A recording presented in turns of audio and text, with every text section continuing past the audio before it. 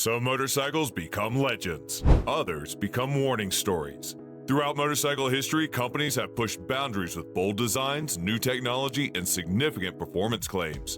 But some bikes earned a special kind of bad reputation, the kind that makes riders warn each other at gas stations and mechanics laugh when you roll them into the shop. Based on what real riders say, these are the 15 most hated motorcycles ever. And trust me, number one might surprise even the most experienced riders. We're talking about motorcycles that let their riders down with dangerous handling, constant breakdowns, or performance that didn't match what was promised. Every bike on this list earned its place through mechanical failures, design problems, and the shared pain of owners who spend more time fixing them than riding them. So, what's the worst motorcycle ever sold to unexpected riders? Let's count down to find out. At number 15, we have the Buell Blast, a motorcycle that Eric Buell himself later publicly destroyed in a car crusher. Introduced in 2000 with a single-cylinder 492cc engine, making 34 horsepower, the Blast was supposed to be a simple, beginner-friendly bike. But riders got motorcycles with engine vibrations so strong that mirrors became useless above 55 miles per hour. Plastic body panels cracked easily, electrical problems were common, and it used so much oil that owners joked they should just put a direct line from their wallet to their oil tank. Many Blast owners discovered their bikes were toned-down Harley-Davidson training bikes from the Rider's Edge program, used, abused, and sold as new. Coming in at number 14 is the Suzuki TL1000S, nicknamed the Widowmaker. Launched in 1997 with a 996cc V-twin producing 125 horsepower, it was Suzuki's answer to the Ducati 916. But it was entirely ruined by its rotary damper rear suspension that overheated after just minutes of hard riding, causing damaged tank slaps at the worst times. UK motorcycle magazines were so alarmed by the handling that their reviews made Suzuki recall all TL1000S bikes to add steering dampers, but the damage to its reputation was already done. One British owner put it simply, "My TL1000S tried to kill me twice in 1 week." At number 13, we have the Honda DN01. Not quite a cruiser or scooter, this 2008 oddity came with a 680cc V-twin producing 61 horsepower, an automatic transmission, and a shocking $15,000 price tag. The riding position was awkward, the transmission removed all the engagement that motorcyclists love, and the styling aged about as well as milk left in the sun. Honda discontinued it after just 2 years due to dismal sales. Number 12 takes us back to 1972 and the Kawasaki H2 MachV. This 750cc two-stroke triple produced a scary 74 horsepower and could hit 60 miles per hour in just 4 seconds, notable for the time. The problem? Everything else about the H2 was unable to handle that power. The frame bent like rubber, the brakes were weak, and the suspension made the bike dangerously unstable. At number 11, we have the 1981 Harley-Davidson Ironhead Sportster. Powered by a 1000cc V-twin producing 55 horsepower, the Ironhead should have been a classic American hot rod. Instead, it became known for leaking oil, an electrical system barely working, and transmission that felt like stirring a box of rocks. The vibration was so violent at highway speeds that bolts would vibrate loose. At number 10, we have the BMW R1200C, a motorcycle that not even James Bond could make cool. Launched in 1997, it was BMW's attempt to break into the cruiser market. Powered by a detuned 1170cc boxer twin making just 61 horsepower, the R1200C neither looked right nor performed right as a cruiser. The flat engine made creating the low cruiser look impossible, and the riding position wasn't comfortable for cruiser fans or standard bike riders. BMW discontinued it in 2004. Motorcycle history is full of failed experiments.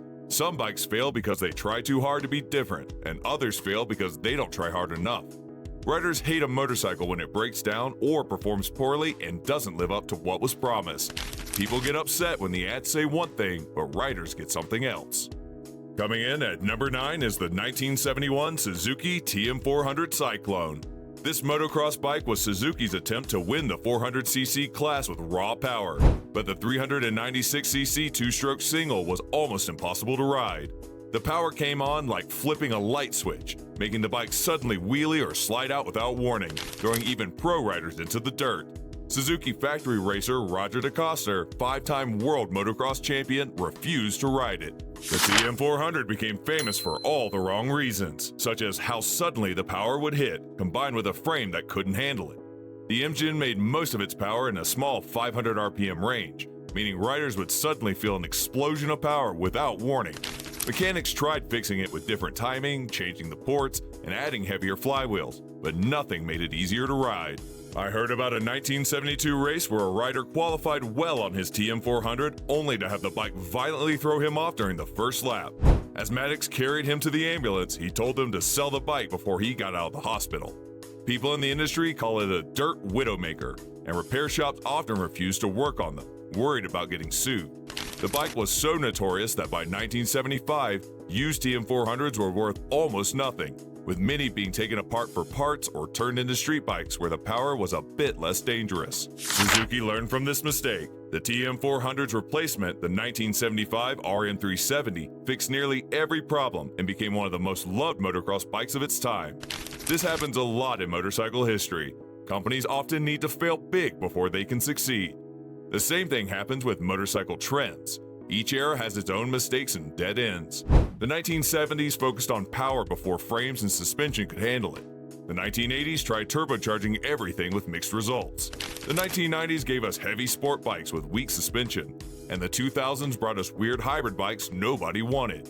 The motorcycles riders hate don't always break down the most. They're the ones that fail at what they were built to do: a sport bike that can't take corners well, a cruiser that hurts to ride long distance, an adventure bike that gets stuck on easy dirt roads. These are the things that make riders the angriest. At number 8, we have the Ducati 999. Introduced in 2003 to replace the iconic 916, 996, and 998 series, the 999 was faster and better handling than its predecessor, but Ducati fans hated how it looked. The angular styling, stacked headlights, and clinical design ultimately departed from the Italian passion that defined Ducati. Sales plummeted, though today many collectors consider it ahead of its time. At number 7, we have the Harley-Davidson VRod. Launched in 2001, the VRod represented Harley's attempt to modernize. Co-developed with Porsche, it featured a liquid-cooled overhead cam, 1,130cc V-twin producing 115 horsepower, a complete departure from Harley's traditional air-cooled pushrod engine. Traditional Harley riders saw it as heresy. The radiator, smooth sound, and sporty riding position alienated the very community it needed to succeed. Harley discontinued it in 2017. At number 6, we have the 1969 Kawasaki 500 H2 MachV, nicknamed the Triple with the Death Wish.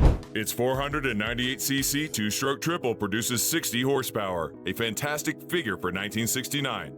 However, the H1's frame, brakes, and suspension were completely inadequate for the power.